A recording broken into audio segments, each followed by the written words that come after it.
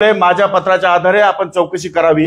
जर मी online rummy खेळत असेल आणि मी जर दोषी सापडलो तर नागपूरच्या अधिवेशनामध्ये उपमुख्यमंत्री किंवा मुख्यमंत्री दोघांपैकी कोणी एकाने निवेदन करावं। त्या क्षणाला न थांबता मंत्री आणि उपमुख्यमंत्री आणि मुख्यमंत्र्याला न भेटता राज्यपालाकडे जाऊन मी माझा राजीनामा सादर करेन। माझ्या पत्राच्या आधारे आपण चौकशी करावी।